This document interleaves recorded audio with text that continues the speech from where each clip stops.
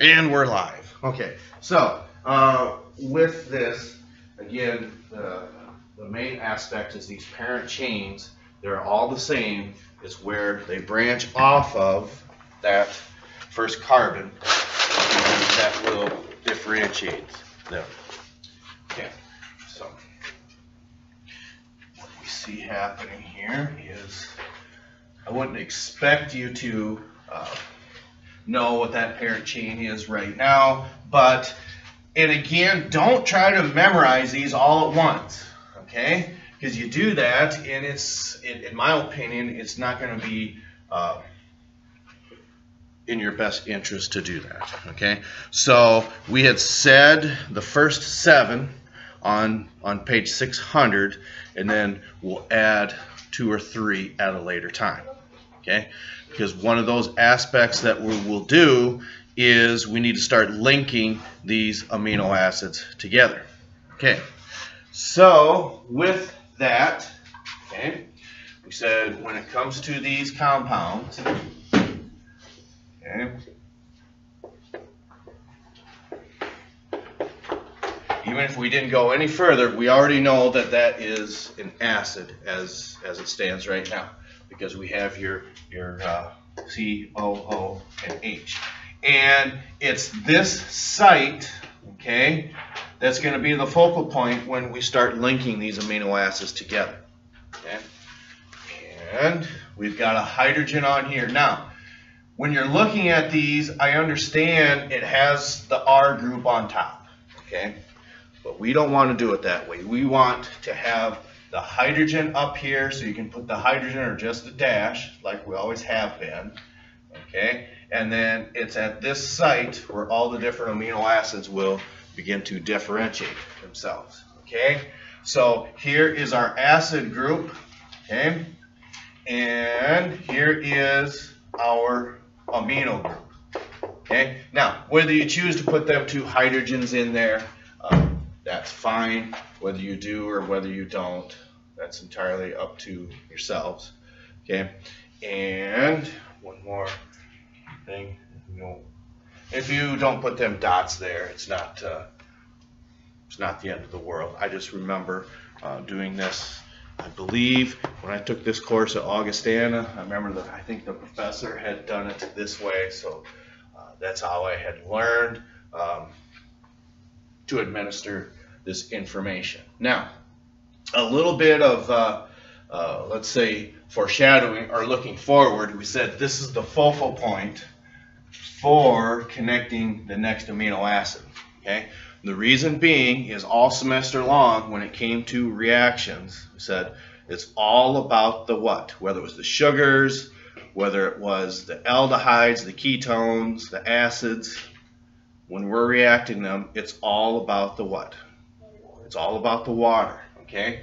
So if we strip this off of here, what's going to happen is when you start your next amino acid, we already know that there's the first part, okay?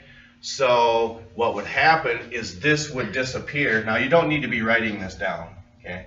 I'm just showing you why this is important, okay? So this gets stripped off of there. Okay, so if this is half the compound, that would mean that we still have 1 hydrogen left, okay, because there's 2 on this side, okay. So then there's what's called a peptide bond between these 2. And it's peptide bonds that hold all proteins together. Okay,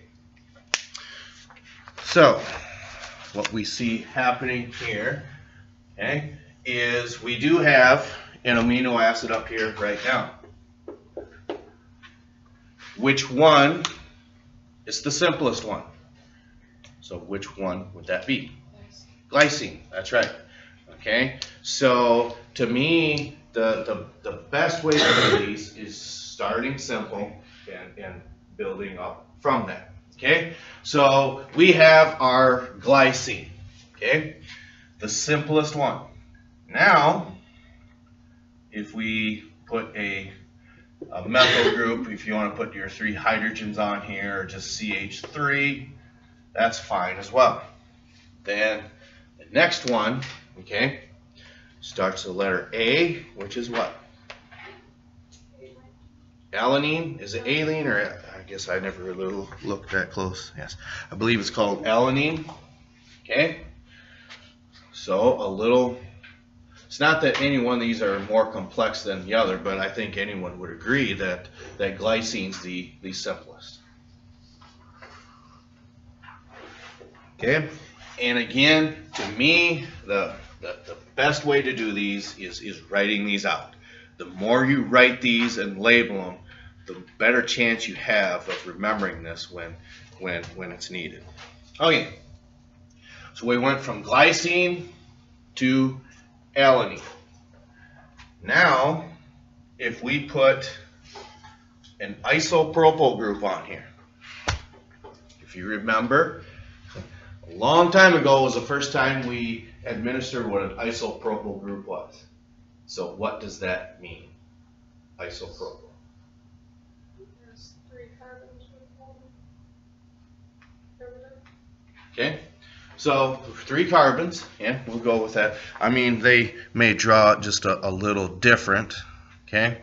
But what that means is, since this is valine, okay, if you wanted to bend these just a little, I don't think there's anything wrong with that, okay?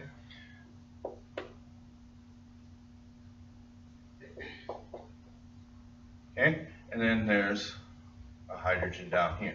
And the reason you may look at it that way and say, well, how do you get valine out of that? Well, you take your V and you turn it upside down. Of course, I can't spread my fingers that much, but this would be valine. Okay. So glycine, just a hydrogen, alanine, a methyl group, valine, an isopropyl group on there. Okay? And we're not going to tackle all of these today, okay? Because it's one of them aspects that we want you to get into a comfortable pace so you can memorize what these structures are. On glycine, where's the H? Glycine, it would just be like that, just on the bottom. Okay. When you're interpreting these I want to say these groups on there, okay, what we see happening here, again, here's our parent compound. What we're saying is what differentiates these is all these R's. So then this is saying that's attaching to that carbon. So just one on the bottom, yep, then one on top. Okay, because see, here is linear. See, we have never really drawn compounds like that. We either put the hydrogens above or below rather than on the side. Yep, now you got glycine. Yep. Do we have to write valine like that? Like this? Yeah. No. This is just kind of saying, oh, well, I suppose you kind of say, I don't know. It's more so of a curve, I guess, but the idea is to say, well, it's an upside down V. V, that must be valine. Okay. All right.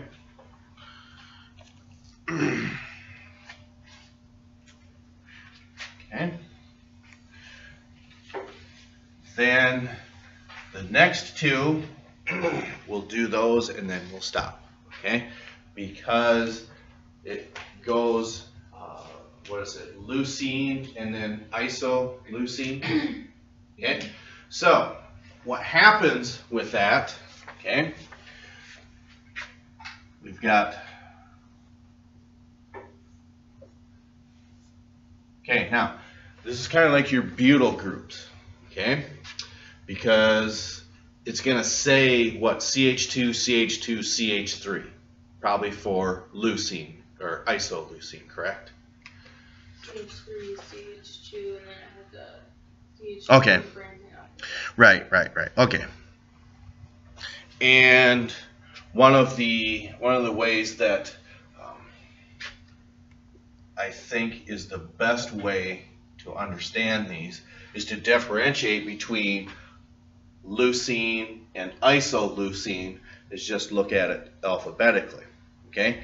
When we do that, if it's on the second carbon, okay, we would have isoleucine. Okay? And that's what they are illustrating there, except for I put it on the wrong one, didn't I? No, that's right. Okay? So this would be isoleucine. And again, how they show it in the book, now you're going to have to visualize this in three-dimensional space. Okay? So what it says in your book, okay, it has this dash here, okay? Then it says what? CH2, yeah. It says CH2, and it says C. See, I don't like the molecular formula. I like the structural formula much better. Okay. And I did that wrong. CH, CH2, CH3, and then CH3, like that. Okay? So what that is showing, okay, see here again, I like the structural formula much better than this molecular formula. I mean, if that works better for yourself, go ahead and go by the molecular formula, okay, rather than the structural. So what it's saying is this guy right here is this bond right here between these two carbons, okay? You might be saying, well, there's a hydrogen in between them two. Well, yeah, I would agree. But what it's saying is this hydrogen is actually on the side, and we're illustrating that right here. This hydrogen is this guy right here, okay? And what it's saying is opposite that hydrogen, there's a methyl group, and that's what we got here. Okay, so here's one of them aspects you need to decide, kind of like, was it last semester, you needed to decipher, am I a methylbenzene type person, or am I a what? What's the common name? Starts with the letter T. Toluene, okay? So here you have to do that same thing. If you're looking at the book, okay, you may be trying to correlate this. Okay, there's nothing wrong with that. This is the same as that. Okay, it's just that we're tilting it how it actually looks structurally rather than in a molecular fashion. So you need to decide which one do you think you like better, in the black or the green. Okay, and that's fine. I mean, that's how I remember it better myself. Okay, so when we are looking at leucine and isoleucine, since we're looking at it alphabetically, that methyl group comes off of the first carbon here in isoleucine. Then, if we move that down one, okay, then we are looking at leucine instead. And I don't know if that analogy helps you. Maybe yes, maybe no. Okay? This one is leucine. The other one was isoleucine. Yes.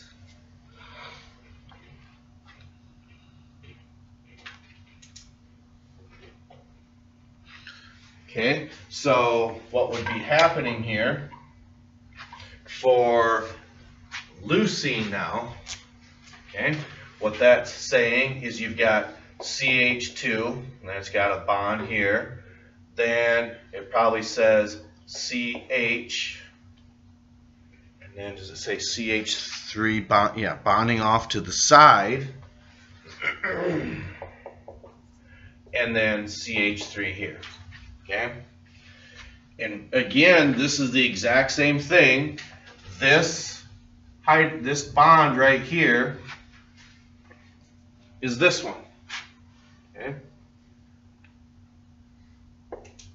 Okay, so that bond is right here, and it's saying CH2. Well, here's our carbon and our two hydrogens. Okay, then the next one says there's a carbon and a hydrogen. Well, there they are, and then there's a methyl group branching off, and there he is. Okay, and then finally there's a methyl group at the end, and there he is. Okay. So again, the book is showing you the molecular formula, but to me, I like the structural formula much better.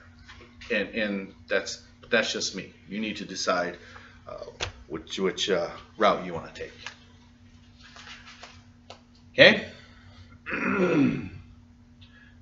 Okay, the amino acid with an isopropyl group on it. What might that be? No. Well, don't say it like a question.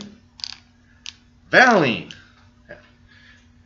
Okay, so how would you remember, okay, if it has an isopropyl group, how do we know that it's valine? Upside down V. Upside down V. You can look at it as a V. That's valine. Okay? So how would you know you are looking at isoleucine as opposed to leucine with what we have here? Okay? So how would we know that this is isoleucine and not leucine? You're looking at what? This group right here. If that methyl group comes off of the first carbon, we know we've got isoleucine. Okay? If that methyl group comes off of the second carbon, then we know we got leucine. Okay? So again, they're very similar to having butyl groups. So look at it that way. Valine is a propyl group where we have the leucine and isoleucine as butyl groups instead of propyl, because there's 4 carbons. 1, 2, 3, and 4. Same here. 1, 2, 3, and 4. It's just that if it bonds off the second one, it's leucine. If it bonds off the first one, it's isoleucine. Now, whether those little hints help, maybe yes, maybe no. Okay, so we want to stop with that because we really don't want to overflow so much, other than, I guess one I left out. The simplest amino acid is glycine, because it only has what? It only has a hydrogen. So right here, if it only has that hydrogen, we've got glycine. Okay. And it's one of those aspects you probably wouldn't know what to ask. Maybe yes, maybe no. But deciphering, it's just, again, my opinion.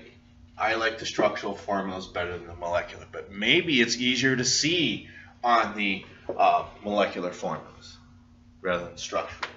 Okay, so one of the aspects I wanted to continue was the making of what we had considered as snack food tech. Okay? And I think we had mentioned before, I can't remember if it was in this class, I think it was. None of you probably will ever think of Dr. Pepper the same way without thinking of who, or is it whom? I've never, is it who? Williamson. Why would you think of Mr. Williamson? Because he loves it. We should have him watch this video since we're paying tribute to Mr. Williamson. That's right. So one of the aspects I think is kind of neat, just think if you were one of the product managers for Dr. Pepper and you had developed, not discovered, but developed a new flavor. That's probably, I don't know, but I'm guessing that's probably a pretty substantial raise for that individual. Because when we think of snacks, it's more so food rather than, let's say, refreshments. But what are some snacks that come to mind that are not typically sugars? Okay, so what might be something that you snack on? Fig bars. What bars? Fig bars. Okay? And yeah, I guess I really can't comment on that one way or another, but what this goes on to talk about is how beef jerky considered as a snack, I think even gum considered as a snack, and then I think what else is left in here? Popcorn. Okay, so we will continue with that. And this should start right where we left off, of course. And of course, Moxie was made with Jensen violet root, and that just made things even better. And all of these sodas had different drugs in them at one time or another. Until they had to pull them out. These one-time medicinal tonics evolved into sweet drinks that people lined up for at soda fountain. This is a typical 1930s soda fountain. And when you ordered a Coca-Cola in 1930, you would come to the soda fountain. Well, we started with 1 ounce Coca-Cola syrup and 5 ounces of carbonated water. Jerking the handle back and forth to create a stream that mixed the Coca-Cola for me. And that's where I got my name as a soda jerk, from jerking the handle back and forth. And it cost you 5 cents, was all it cost.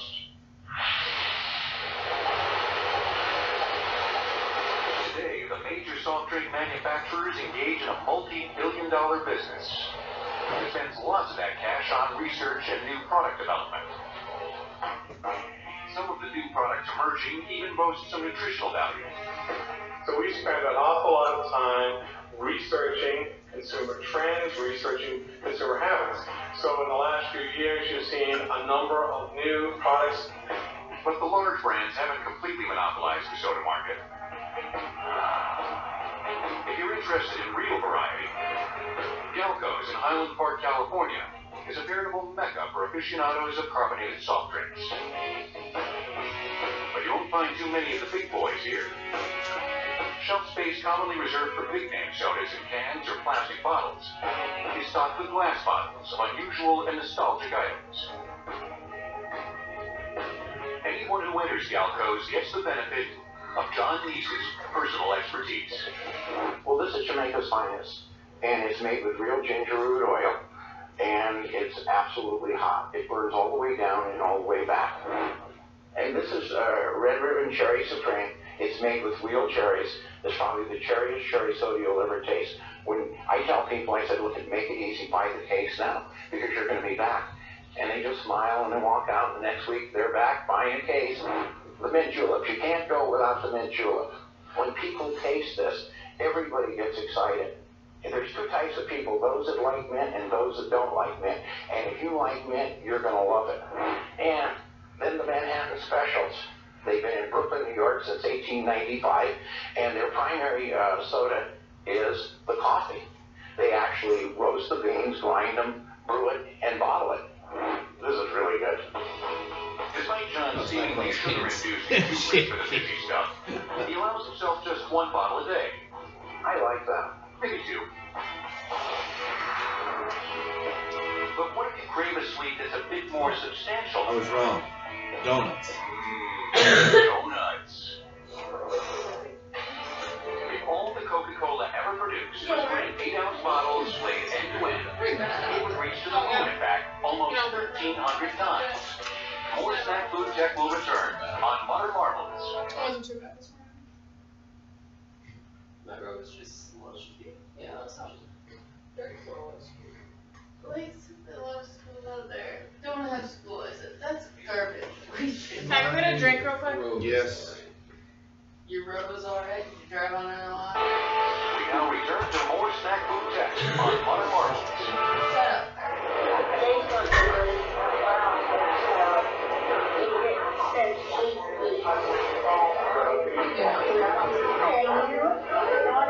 They call it Donut Theater.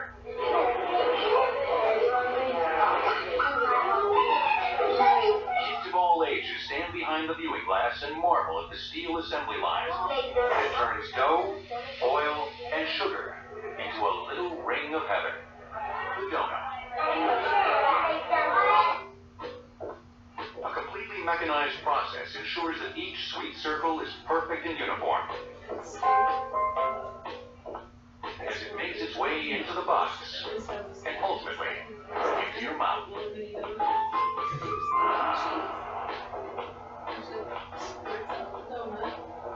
The computer behind me forms the dough into the right size and shape. And how it works is it uses air pressure. And the more air pressure we add to it, just like a balloon will make a bigger donut, the less air pressure, the smaller the donut.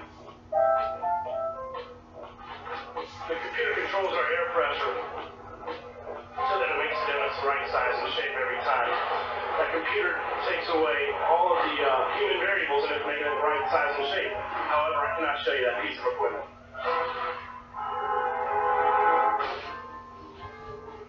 It's out of the extruder and into the proofer. Inside of the proof box is 120 degrees with 32% humidity. What we do is we boil water and the hot and steamy air is distributed throughout the whole box for a half hour. A good example of what this would be is a donut sauna. The donuts then become the right size and shape so that they'll be perfect for the next step, which is the frying of the donuts. The pleasantly plump loops float along the river of vegetable oil, heated to 360 degrees, browning ever so lightly on the submerged side. A gentle flip, and the other side gets baked and browned. The little drifters begin to bob in anticipation as they approach the cascade of milky white glaze. A slow pass under the sweet curtain, and the rings emerge cloaked in a flawless, shining, sugary layer.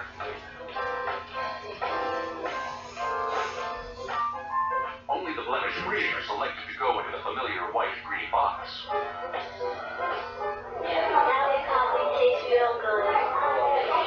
So what exactly is Krispy Kreme's secret for making the perfect light and airy donut craved by so many?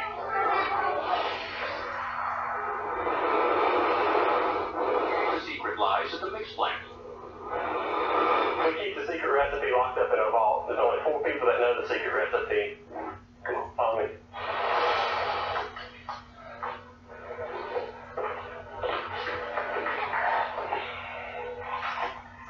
Here it is.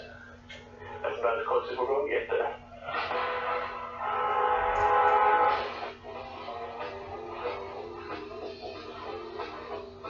The Krispy Kreme mix plant in Winston-Salem, North Carolina, is where the mystery ingredients are carefully combined and then distributed to stores around the world. This facility that we're in today is 200,000 square feet. We actually have 2 mix facilities. Between both those plants, we can manufacture up to 1,200 bags of mix per hour. If we run our plant capacity, we can do 30 million donuts a day. But if you do it on an annual basis, we could produce 7.5 billion donuts a year. And it all starts on the top floor, where the dry ingredients are fed from above pneumatically through air lines into hoppers, leading down. All the ingredients are coming down to this stage. What you have behind us is your common household blender. It is now basically being mixed and blended a little more, and it's going to fall down below into the 50-pound bags that we'll see in the next stage. What we have here is the last step in the process. This is the step where the mix is put in 50-pound bags. These bags are distributed to our stores. Exactly 88 dozen donuts to be made with 1 bag of mix. But before becoming part of any mix, all ingredients are brought to the lab to be closely scrutinized. Samples are taken, they're brought here into this analytical lab, and we test for all of the quality specifications that we're looking for in the perfect ingredient to go into our product. These quality control measures ensure that a Krispy Kreme is the same whether you get one in Sydney or Syracuse, London or Lubbock. Donuts have been enjoyed worldwide for hundreds of years.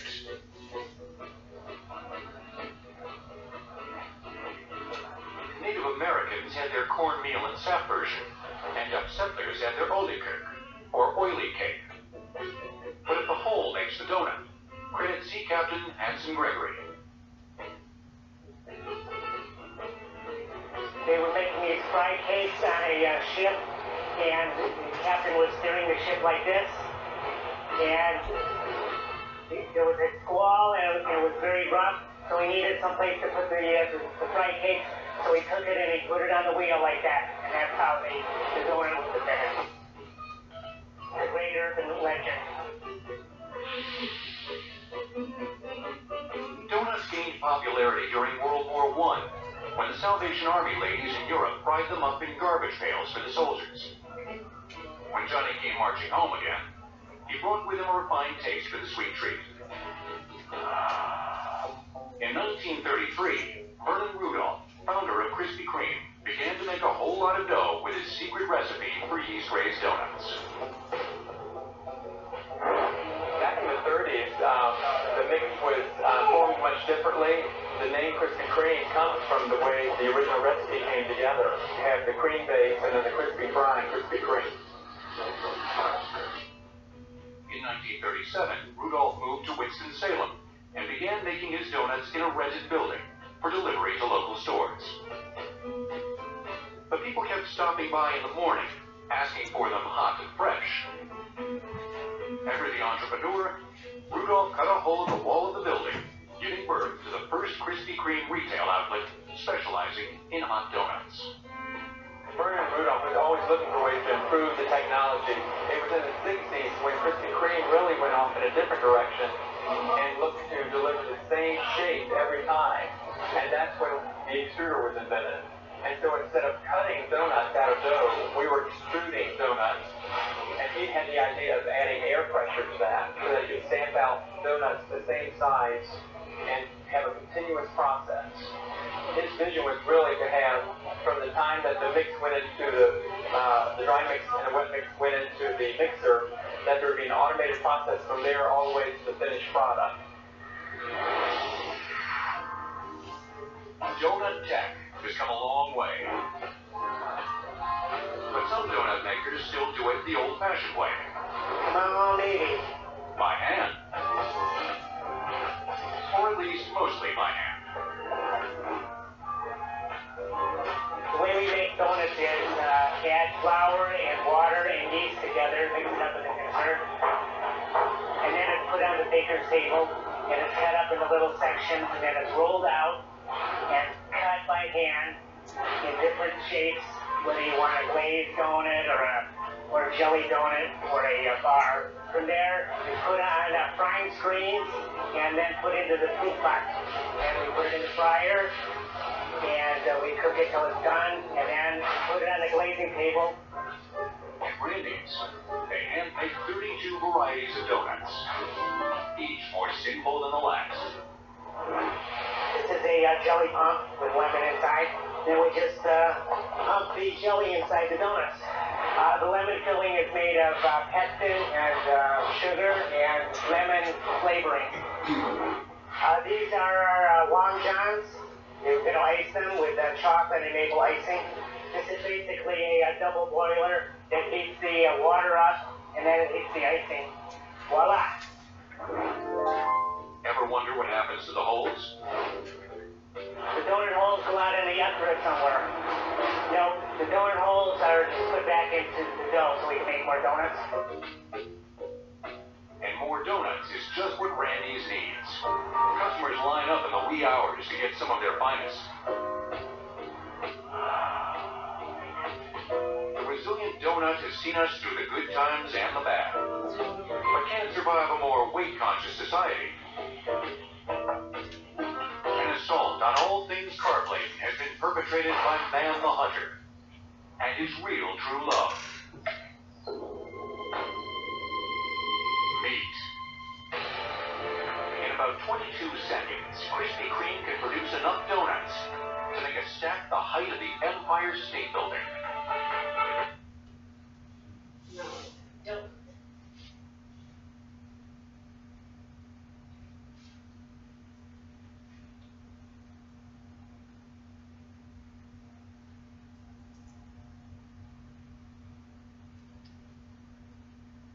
Years.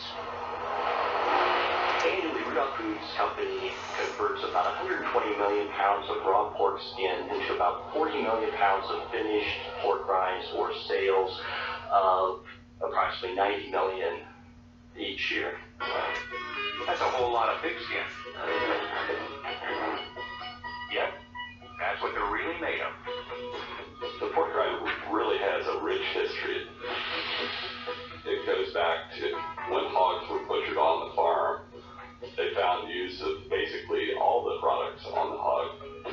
Before we eat them here in the United States today, they were brought to us from Spain. This is a raw pork back skin. We receive these skins in every day, 40,000 pound shipment. The material comes in, it's inspected.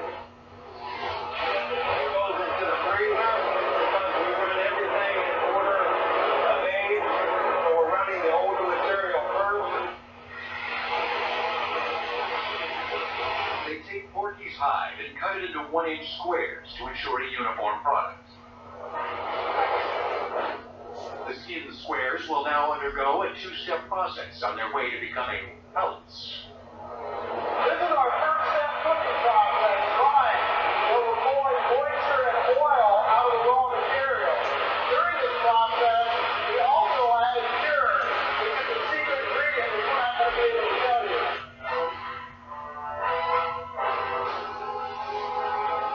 This is our second step cooking process, rendering, where we are pulling additional moisture from the material.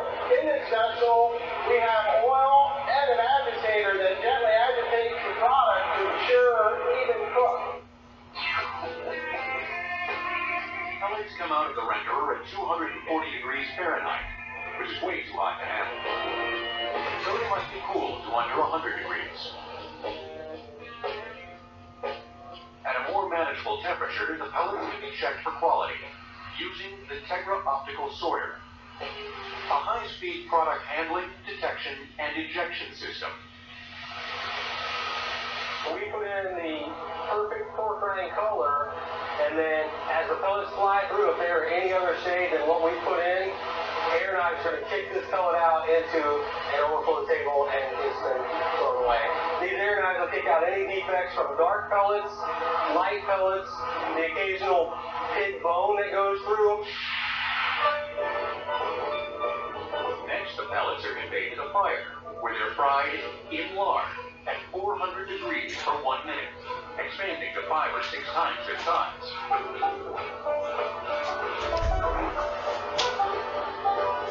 food the product is fried, and hits the cooling conveyor, and then it's conveyed to the seasoner, where it is seasoned at about 130 degrees. While the product is still warm, the seasoning will stick to the product.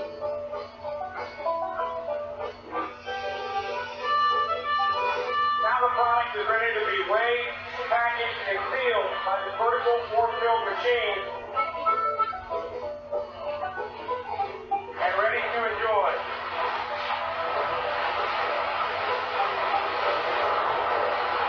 Eaters like Tony have been enjoying animal parts since day one. So we will continue with this tomorrow.